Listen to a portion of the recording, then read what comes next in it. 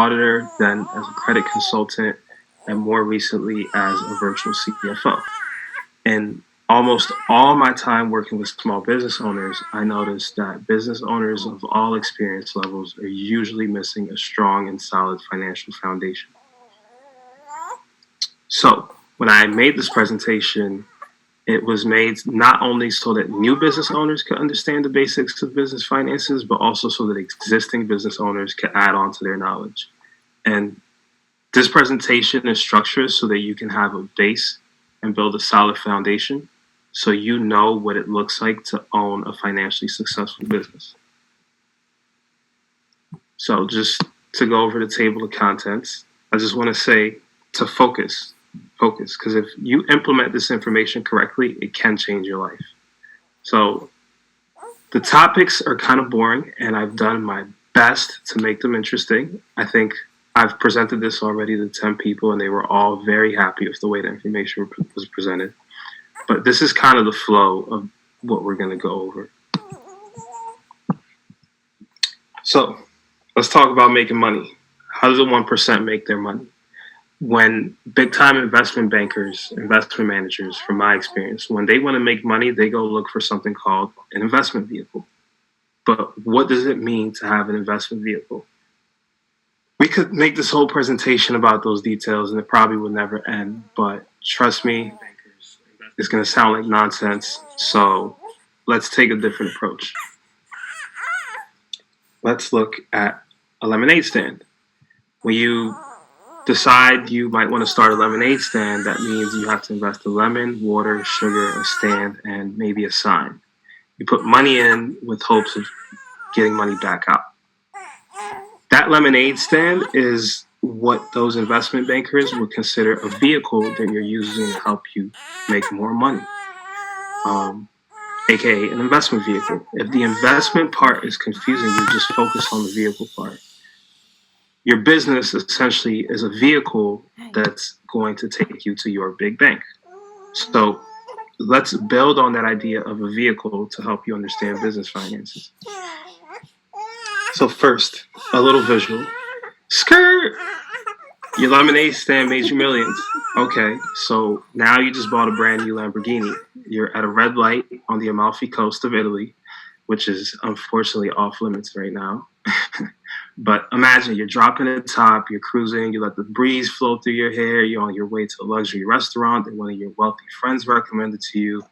And yes, at this point, you are also wealthy. When you bought that car, you knew exactly where you were going to go. You knew which brand you wanted to purchase, what size vehicle you wanted, how you wanted the car to feel, how much you were expecting to pay for gas, how far you wanted to drive it, how often you wanted to take it out or take it for a tune-up, and what kinds of speeding tickets and other penalties you might face if you drove too fast or if you just didn't do what the law says you should do. Speeding tickets, all that. You knew everything about that car. You did all the research. You were completely aware because you spent a lot of money on it. You even know what restaurant you were planning on going to after you bought it. This is the future you. This is the future you with a very fancy vehicle. Can you say the same about you now? Do you have a luxury vehicle?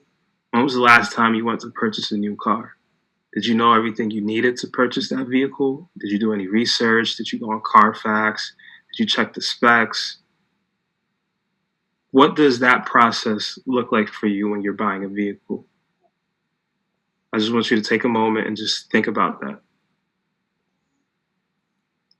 Cool. So what if I told you that in a lot of ways, purchasing a car is just like purchasing a business or setting up a brand new business? Let's take another step into that. So when you first decide to purchase a vehicle, what you're probably going to do is choose the brand of your car. So you might choose between one of the following options: a Honda, a Toyota, a Ford, a Chevy, etc. So just like you choose the brand of a car, you can also choose the type of business you want to set up. For individuals, there's DBAs and LLCs. For groups, there's LLCs, partnerships, limited liability partnerships. And then for large organizations, aka corporations. There's corporations, B corporations, public benefit corporations, and then there's also trusts.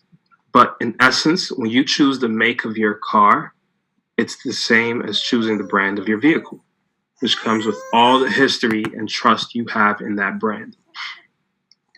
In that same way, when you choose a business type, you're choosing all the history that comes with it, the judicial history, the legal history. A business, the entire point of a business is to provide legal protection to its owners. So that means to create a shield that protects them against negative legal action.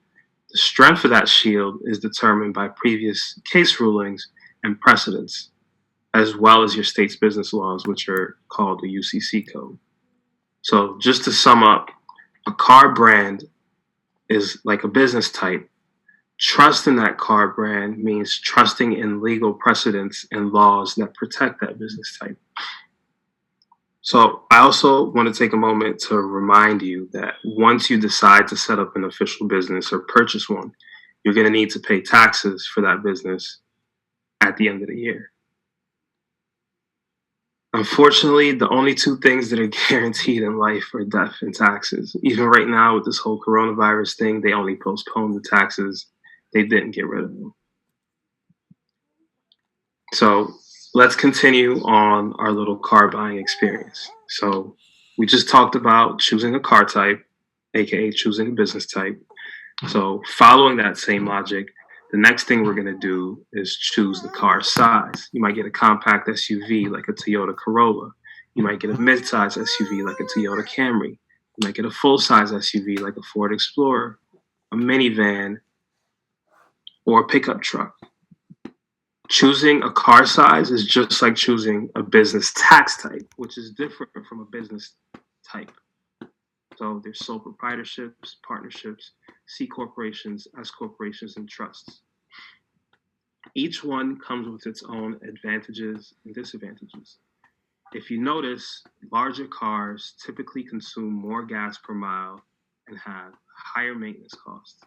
For example, a Ford F-150, which is a pickup truck, is going to consume more gas per mile than a Toyota Prius, which is an electric hybrid vehicle. With businesses, C corporations typically cost you more in taxes than S corporations, which are small corporations. If you don't believe me, just write down double taxation and Google it later. But I want you to keep in mind one thing. Just like a truck can haul big items with relatively little strain, the same thing applies to business tax types. Make sure you choose the appropriate one for the size of your organization. Bigger organizations are usually more well off set up as C corporations, and smaller ones are usually better off set up as S corporations. So, just to sum up that entire idea, a car size is the same thing as a business tax type, and smaller is cheaper, but not always better. Context matters. So, once you settle in the process of choosing your business tax type, the next thing you typically do is go to the IRS and apply for an EIN. And just, I want you to keep in mind that when you do that, you're gonna have to choose a tax year as well. And I want you all to understand what it means to get an EIN and choose a tax year. So, just for a moment, let's take a slight deviation from our little example of car shopping. Just because I don't want to exhaust you guys with that example, but also this part of the explanation doesn't fit in 100% with the example of purchasing a car. When you purchase a car, it comes with a VIN, a vehicle identification number. This gets assigned to the car after it's manufactured and before you buy it. It's like a stock number, if you will, almost. In that same way, during the process of setting up a business, you get an EIN, which is an employer identification number. In some ways, this works just like a VIN number because it stays with your business for the duration of your ownership. Sometimes it stays the same after the business is sold, other times it might change. But basically, the IRS wants to be able to track your business's finances the same way the Department of Motor Vehicle tracks the purchase and sale of vehicles.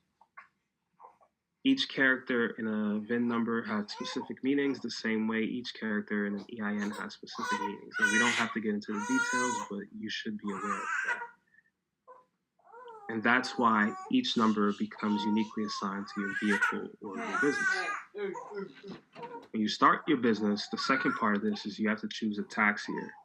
This is the same as choosing when you want the year to start for your business.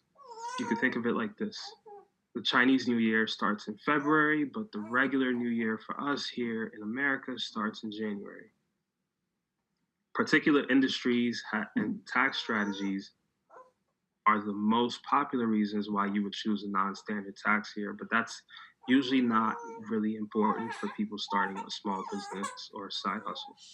But I just want you to think, how would changing the start of the year for you as a person from January to June change how you operate as a person? I just want you to think about that, because business is a game and every game has rules. So the rules get set up front. And so you have to think, what happens when you break the rules? So if you do end up breaking the rules, you can be careful about how you're doing it. And that's what I want to get into next. So let's go back to the dealership. You decided what brand of car you want. You decided what size you want. The dealer let you test drive a few cars with a few different options. And right when you're about to make a decision, your annoying Debbie Downer friend starts reminding you of all the things that could go wrong after you buy the car. Keep telling you about speeding tickets, speed cameras, potholes, how often you have to change your oil, get a tune-up, blah, blah, blah. So I think just like owning a vehicle, if that friend were here and they were talking to you about a business, they will tell you that if you operate your business incorrectly, there's going to be penalties, like tax payment penalties, like tax filing penalties, incorrect estimated tax penalties. There's even an Affordable Care Act penalty, which is a health insurance penalty. All these different penalties you have to be aware of, because they're going to be the incentives that keep you on the right track, make sure you're keeping track of the right information. But the biggest and most important thing that you have to be aware of is your books and record keeping requirement. You have to keep accurate books and records for at least your 3 most recent years in business. Can you start to think of why that might be the most important rule? It's not exactly what you think, but if you keep following along, eventually I'll tell you. So just going back to the penalties, I want you to also know that most of these penalties usually incur interest and little fees that add up over time to large amounts. So just be careful, be mindful of meeting all the required deadlines. Just like I said earlier, if you're going to break the rules, break them carefully. If you're going to forget to do your taxes, don't go too far past the deadlines. Obviously, no worries, because at worst you'll only have to deal with small penalties, because you have me here to remind you of all the things that you need to do. But the moral here is operate your car safely, operate your business safely, stay inside the lines of the road, drive at the speed limit. If you're going to break the rules, do it carefully. And just like if you're in a car, if you keep going, you're going to get to a destination. And hopefully that destination is the destination we all want to get to. But is that financial freedom for you, or is that something else? That's something else that I want you to keep in mind. So I'm not sure how car savvy everyone is. I'm not sure if everyone's noticed, but cars come with the options to have different dashboards and car computers. So for simplicity's sake, I just want you to think of the dashboard, which is where you see your car's metrics, the speed, the fuel, the engine, the oil. That dashboard tracks data in the car's computer, which later spits out reports for your mechanic. So in business, the accounting method you choose is kind of like that dashboard. It determines how you keep track of revenue, cost of goods sold, expenses, profits, all that good accounting lingo. The report that gets spit out that has all that information, we're going to talk about in a little bit. But for now, I want you to know that the IRS wants inspection reports the same way the DMV does. These inspection reports are more commonly known as 1099s, W-2s, 1040s, aka tax returns, and all the forms that go with them. That's the whole point of filing taxes. You're just giving an inspection report, so to speak, to the IRS, and then obviously you're paying taxes. So you should also keep in mind that the IRS doesn't want all the metrics on your business. So just make sure that you take some time if you're going to start a business or if you own a business to familiarize yourself with the information returns the IRS wants from you so you know what information to keep track during the course of business. Prime example is the IRS wants 1099s, so they want to know if you've paid anybody more than $600 during the year who's not an employee. So if you know that up front and you pay somebody more than $600, you're going to keep track of that. So continuing with that idea of keeping track of your car's metrics, as we were just talking about, your car's dashboard is going to display your car's metrics. So speed, fuel, engine heat, oil, etc. Over the course of you owning a vehicle, that car's computer is going to record all those stats and it's going to spit out reports to the mechanic about the fuel efficiency, brake efficiency, acceleration, etc. In that same way, in your business, your bookkeeper is kind of like your computer, right? They're computing information. They're going to keep track of your revenue, cost of goods sold. We talked about that already. The report that they give you that information on is called the income statement. The income statement, some people call it a profit and loss. That tells you if you're making money or losing money, kind of sort of for the most part. So if you wanted to dive deeper into that example, for example, if you're going to modify your vehicle, that you need to start changing the parts of your vehicle. You want to make your vehicle better. You want to make your business better. So you're going to look, if you talk about a car, there's the body, there's the engine, there's the transmission, etc. If you're going to modify the car, you're going to want to know how much does it cost to get a better part. So that's similar to like the information that's on your balance sheet. During the course of your business, you're going to get valuable property. That's your assets. And you may incur some debts. That's your liability. So to make your business better, you're going to get more and more valuable property. That's cash, that's equipment, that's buildings you might buy, etc. Then some of the liabilities you might get loans, credit cards, etc. Your bookkeeper's also going to keep track of that and put it on a report called a balance sheet. And that's going to show you exactly how much your business is worth. So something very important to know. So pretty much now you have your vehicle. I hope that by now, let's go back to that idea of your business as a vehicle, as an investment vehicle. You're investing in this vehicle, this business that's going to create value for you. So just like you can choose whatever car you want and customize it, you can choose and customize the business that you can invest in improving that vehicle to be faster, more fuel efficient, accelerate faster. Same thing with your business. You can invest in it to make you more money, to have a higher profit margin, etc. So once you have your vehicle, what's next? You get in it, you feel the leather seats, listen to your favorite song on the sound system, you eat your favorite snack in the driver's seat, even though you just finished telling your friends they can't eat in your car. Right? You have that car, it's nice, it's supposed to take you places. Well, my job as a CFO is to help guide you and your vehicle, which is your business, of course, to the only destination you could have wanted to go to if you joined this presentation, which is your big bank. So you want to go to a destination, but does your business have a roadmap? If you're driving and you want to go somewhere, you turn on the GPS. That GPS gives you a roadmap. So you started your business, you want to make money, but do you have a roadmap? If I asked you, what's your financial goal? Do you know what you would say? Do you want to make $1 million a year, 10 million a year, 100,000 a year? Do you know how to get there? Do you know how much taxes that's going to cost you? Do you know how much money you're going to have to invest in your business? Those are all things I discuss with business owners when I sit down and I help them make a roadmap for their business. And then while they're operating their business, we create a financial system to help keep track of that. So I just want to remind you guys of the giveaway. The giveaway, if you dropped your business name in the chat earlier, great. If you haven't, do it now to potentially win a free business roadmap session where you discuss with me how you can build your big bank by using your business as your investment vehicle.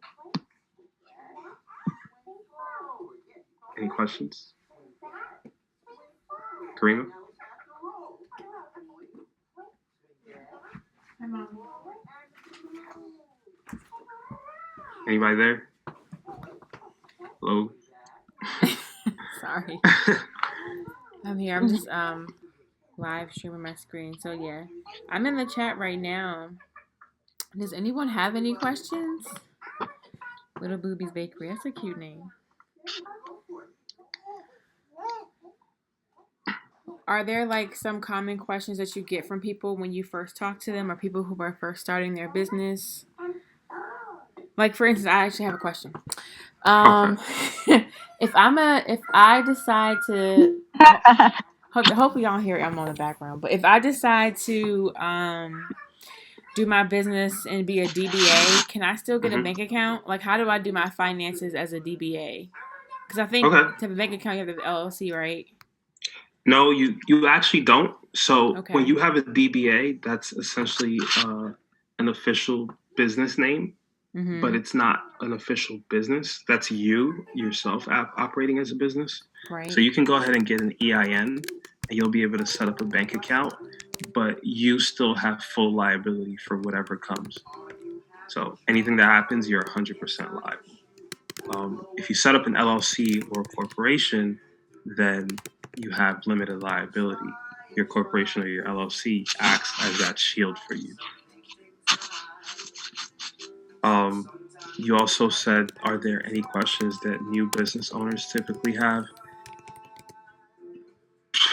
They have a lot. They have a lot. Common? Financially. Mm-hmm. Like, what's a couple of common questions that they have? So financially, they kind of want to know what their responsibilities are, which we covered a lot of them during the presentation, but they kind of just want to know what they're supposed to do. What can they write off on their taxes? And I know Irene's presentation covered that. So if anyone wants to go back and rewatch her presentation, then her presentation was pretty good for that. Another question that people commonly have is like, how do they make their money? How much taxes are they going to pay? How do I figure out how much taxes I'm going to pay? But what I find most often is that people don't know what they should be asking. They don't have enough of an education to know, hey, Usman, let me ask you, how do I estimate how much taxes I'm going to have to pay? How do I make sure that I'm putting away enough money for taxes? Is there any way we could work and create something to help me figure out how much taxes I'm going to have to pay at the end of the year? That's huge. Like, too often I see, and this happened to me myself years ago, where I didn't put away enough money to pay my taxes. So, and I didn't have any tax planning strategy either. So I just was making money. At the end of the year, I went and told the IRS I made $100,000. I didn't even keep track of my expenses, and then I ended up with a huge tax bill, which was like ridiculously high. It was like $50,000. I was living in New York at the time. But eventually I got it together. I went over my taxes. I, read the tax laws, wrote off stuff, and got rid of that. Is that how you pivoted into your career doing this? Is like by learning a lesson? If I guess I could go a little bit into how I got into this. So I went to college in New York in the financial district, and I didn't really know what I wanted to do, so I just chose accounting because it was at the top of the list of majors. And as an accounting major, they kept saying, hey, get an internship, get an internship, get an internship. So first thing I did is I went and I got an internship at a specialty food store. It was boring. I was working in the back office accounting department, literally just number crunching and running random errands. Hated it. So I was like, I'm not doing this. But accounting seems interesting, so let me keep going. Then I went and worked at a small CPA firm. Um, my the owner of that CPA firm was working at Citibank. So I got to sit down next to him. He would do the accounting for small businesses, and then he would show me. And then he would go to work during the day. He would come back and tell me about what it's like to work as an accountant for Citibank. And then in the evenings, he would show me what it's like to be an accountant for small businesses. So I worked with him for a year, and then I wanted to take a summer off, so I quit. And then the following fall, I went and worked at a luxury magazine in downtown New York. When I got there, their books and their papers were all over the place. Like there was no system, there was no record. There were models, there were rich, famous people, and they were doing photo shoots, but nobody was really keeping track of anything. Okay, we got a few questions. I don't want to lose them. So Kayla asks, she said, thoughts on opening first business LLC now. No immediate use, but it seems appealing to have for when I'm ready to make a move. Kayla, did you mean LLC? I think she meant, I don't know. But she typed LLC, but I think she meant LLC. Like your thoughts on opening that like right now. She says she has no immediate use, but it seems appealing just to have it ready. I can tell you that some of the benefits of opening an LLC in advance of starting your business is anything you do from the moment you start thinking of the idea of having a business, any expense that you put towards creating that business and bringing it to life, you can write it off. So if you're working on your business she meant line of credit. Sorry, I didn't want to cut you off, but I didn't want to let you go into a tangent. I didn't know what that meant. Thank you, Kayla. She said, thoughts on opening your first business line of credit now. If you open a line of credit, just make sure you use a little bit of it. I've seen people who have lines of credit that don't use them and they get closed because the bank makes money on the interest when you pull from the line of credit. So if you have it open, just make sure you talk to your business banker and find out what happens if you don't use it. Also, make sure you look at the fine print. Sometimes I've seen lines of credit being turned into loans after a certain period of time if they don't feel like they're making enough money from the amount of money that you borrow, or if it's not active and you're not actively using the money and putting it back. So those are just two things to consider. So second question, and I'll let you know when she replies to the chat. The second question is Kirsten, I'm sorry. Should I be charging my customers the tax and then use that to pay taxes? I have a product-based business for reference. You have to pay sales tax for certain products that you sell. So depending on your state, depending on your city, depending on where you are, just look up the sales tax laws, and you might want to factor that into the price of your products. You know, in New York, if you're selling clothes, for example, you don't have to pay sales tax, or the customer wouldn't have to pay sales tax until I think it's $120. That amount might have gone up to $130. So a lot of times, if a business owner is selling stuff for like $140, they might give a little discount so they don't have to collect that sales tax. But some states, again, like New York, they give you a sales tax rebate. So you charge the sales tax to the customer. And then when you collect that sales tax, the state gives you 10% of whatever you collect. So that's also an incentive to small businesses. So it really just depends on what product you're selling and if it's sales tax exempt or not. And if it isn't, then you have to charge sales tax, collect that money, and give it to the state. And another thing, if you're doing online business, you have to charge sales tax based on where your customer is, because technically your customer is the one paying sales tax. You're just a middleman who's holding the sales tax for that state. Hold on. So if I sell shoes to somebody in Kentucky, then I should be prepared to like. How does that work? Or is that where you're saying just factor in Yes, the tax first? that's exactly what I'm saying. If you Okay. sell shoes to somebody in Kentucky and Kentucky has sales tax, you have to collect and pay sales tax to the state of Kentucky.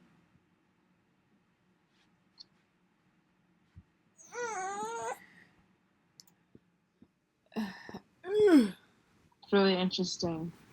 Yeah, it's annoying. There's the whole Supreme Court case about it. It didn't used to be like that, but because Amazon got so big, states started suing, and then you know how that goes. Yeah. What's the name of the court case? I can't say I remember, but if you look up Supreme Court sales tax, here, let me search it.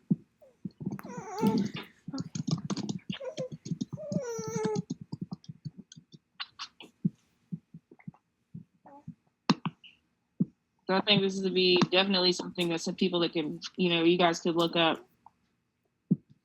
Yeah. The Supreme Court ruled that states require internet retailers to collect sales taxes even if the merchant doesn't have a physical presence there. If you reside in a state with sales taxes, you were already required to report and pay use taxes on your web-based purchases. Interesting. Yeah. So how does this affect sneaker resellers or people that do a lot of reselling, not just with sneakers, but like expensive jackets like North Face and Supreme products and things like that? And how are they able to navigate that? This is kind of in the presentation. If you guys remember, I was saying, hey, just know the rules so you can break them carefully. Technically, if you're wherever you're shipping, the shipping address you're sending the stuff to, you're supposed to be charging sales tax according to that. So if you're using a platform like Amazon, I think they do it automatically. I think Shopify also does it automatically, or they have add-on programs that you can get. But you're supposed to be charging sales tax. Now, if you don't charge sales tax, can all these states really come back after you?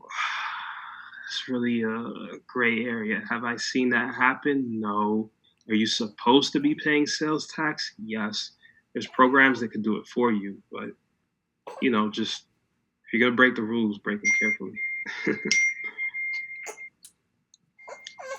All right. Another question I had is for people that are supposed to get 1099s, how do you think they should navigate? You ever had a situation where somebody had to file taxes and not have their 1099s? Yeah, so you don't really need your 1099 to file taxes. That's just so you and the business owner are both in agreement of how much was reported to the IRS. So, for example, if somebody hires me for $1,000 and they decide that I'm gonna send them an invoice and they're gonna pay me, and then they don't send me a 1099 at the end of the year, I know they paid me $1,000. So it's my responsibility to tell the IRS I was paid $1,000. And if the business owner wants to write that off, then they have to send me a 1099 and prove to the IRS that they sent me the 1099. That's all. But as long as you know how much money was paid, you could technically put that on your books. Remember, I was talking to you guys about an income statement, which has your revenue and your expenses. As long as you have an expense and it's perfectly categorized and you've been keeping track of everything, you can write everything off that way. There is a penalty for not filing 1099s on time. I don't remember exactly what that is, but I've seen people get away without filing. I just saw something like that from my my CPA. We were talking about that because I was actually late. My email, I forgot what the penalty was. It wasn't too much, but it is something significant. And I'm like, okay, that was stupid. Why not just go ahead and send these out a little bit earlier? So I actually work with Go ahead. I was saying I work with this little payroll company. It's $6 a month for every contractor you have, and they'll keep track of everything and just pay or file your 1099s at the end of the year. Do they automatically just send them out? Yep. You gotta drop that. You gotta drop that link. have to find my link for it. I'll drop it in the group. I'll put it in my notes and drop it in the group. And I'll put it on a timeline for everybody else that needs it. Perfect. Third question: do customers in all states have process look like taxes? Does more pain from? You're breaking up. Okay, I'm sorry. It says up to customers in all 50 states. How would that process look when it comes time to tax? That's more painful.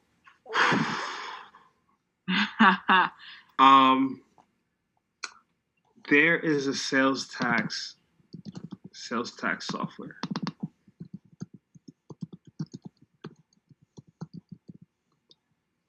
There's sales tax software called TaxJar that you could use. Okay.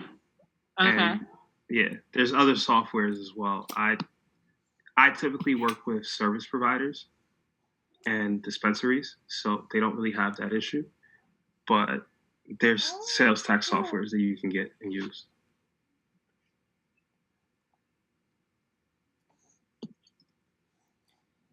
Okay. So TaxJar is one of them. We're gonna get the other ones. Anyone that doesn't, once we find all these links, I'm gonna make sure everybody gets them via email. I'll put them on the timeline. He's gonna give you all the links. You just gotta find them. I'm getting them. I get the list now. So, any other questions? Yeah, we have.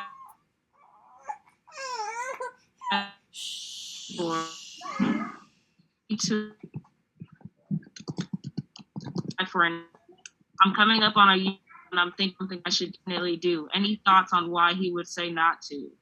That's a good question. Could you repeat that? You were breaking up again. I'm sorry.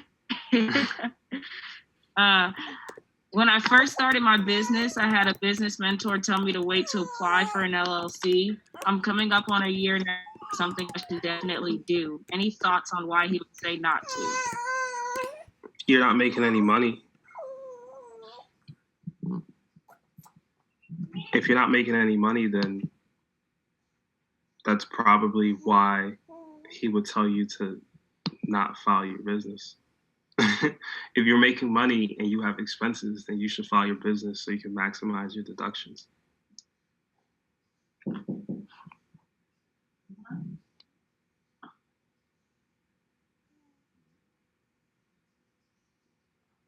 Karima, try to Google TaxJar plus affiliate and see what discounts may come up.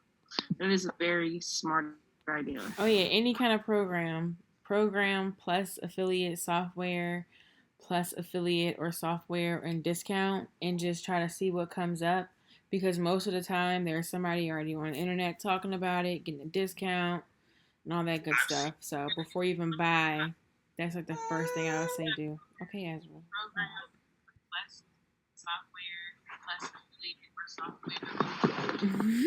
software. Anybody else have any other questions they want to throw out?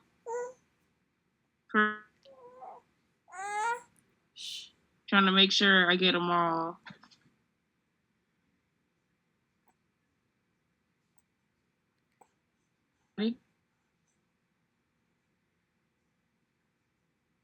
Okay, we got another. Actually, I see an old question that I don't think we answered.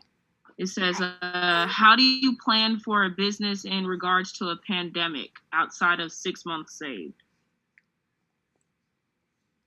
How do you plan for a business in a pandemic outside of That's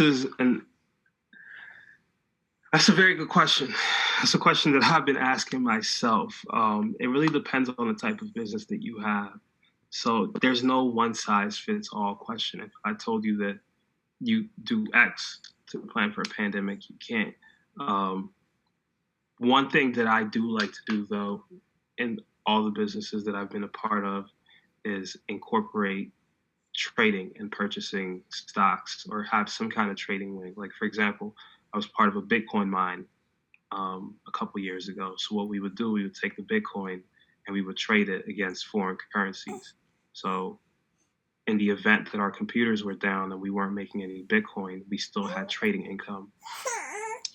If you guys know that company called Overstock, their entire business model would operate at a loss, but they would take their revenue and trade it on the market, and they would post gains from trading, and they would become profitable. So there's a lot of businesses out there that do this, especially businesses that purchase products from overseas, because they have to pay for their products in foreign currencies. They also trade foreign currency on the market. Stop biting. So that's the best thing I can tell you from my knowledge. Okay. So we got a question from Bees, actually. How do you take advantage of potential SBA assistance that may be for the pandemic? Great question. I'm actually, I was just on the phone with a few people from the SBA 3 days ago now, last Friday, I guess 5 days ago. I was on the phone with people from the SBA, and they actually gave me a list of things that they would want you to have in order to be able to apply to an SBA loan. So basically what you want to have is 2 years of tax returns. You want to have your business financial statements. That's your income statement, your balance sheet. You want to fill out their application. You want to have a schedule of all your debts and liabilities. And once you have all those together, you put them together, you fill out the application. If you need help filling out that application, feel free to reach out to me. If you don't have 2 years of tax returns, what they will do is take your previous year's income statement and balance sheet. Again, typically they want 2 years of tax returns, but if you don't have that, they'll take your previous year's financial statements, which is the income statement and the balance sheet, and they'll approve you for a loan of up to $2 million. How they're approving those loans is really up to their discretion, but right now the loans are coming directly from the Small Business Administration, and not like they typically do, where you have to go to a bank that's sponsored by the Small Business Administration, because these are disaster loans. So if you do want help getting that type of disaster loan assistance, just get in touch with me. I'll drop my email in the chat. Shoot me an email. Just make sure the subject says disaster loan relief, and we'll take it from there. We'll schedule a call and figure out where you are and what you'll qualify for. Okay. Question from Zelani again. I started an LLC in the middle of 2019, but it was mostly inactive for the year. Is there a limit on business profit for when you have to file? If you did not post a profit and you don't expect to owe any taxes, you have, I believe, don't quote me on this, but it's at least 3 years to file and get a return if you had expenses in that year. If you do have a profit, then you're supposed to file by April 15th, but they extended that deadline by 3 months to July 15th. Okay. These are some really good questions. You mentioned preparing a financial business roadmap. Can you provide suggestions for working backwards 10 years, 5 years, 1 year, things to focus on or areas not to get too detailed into? That's one of those one-size-fits-all questions that are very difficult to answer, but I would say focus on your balance sheet and what you want your balance sheet to look like at each stage, at 10 years, 5 years, 1 year, and then figure out what are you doing in your day-to-day business operations to make those goals a reality. So if you say you want $1 million cash, what are you doing every day to get to $1 million cash? You know, the favorite thing that people like to post online is like, hey, if you want to make $1 million cash, you need to make $2,833 every day. So like that. Work backwards. Mm-hmm. All right. I don't see any last questions. I just anybody if they had any last questions for you. I'm going to give them like 2 minutes to see if I have a last question. And then we're going to let Ooze go because I know he's pretty busy. Bill tax season. Now with this SBA stuff and people wanting disaster relief loans. Yeah, you probably all over the place.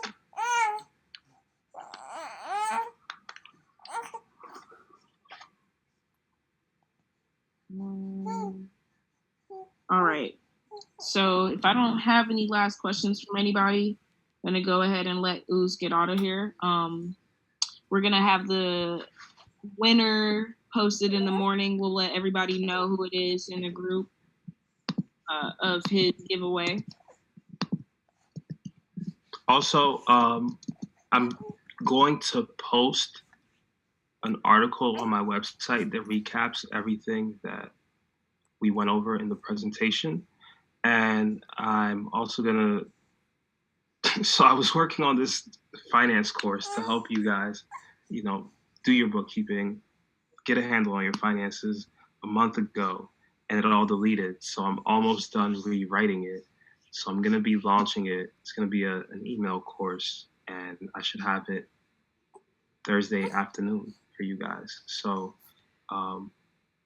I'm making a special link for everyone who's in the Hustle and Stack Club, and I'm sending that link over so you guys can sign up. And as soon as that course is ready, you guys will receive it. Okay, so we're going to go ahead and post this link in the Facebook group just to make sure everybody has access to it. Only for the people in the Facebook group. I want to go ahead and thank Ooze for dropping all this knowledge on us. Just know you're on our email list. Make sure you're on our email list. If you're not, message me on Facebook. I'll make sure I get the link.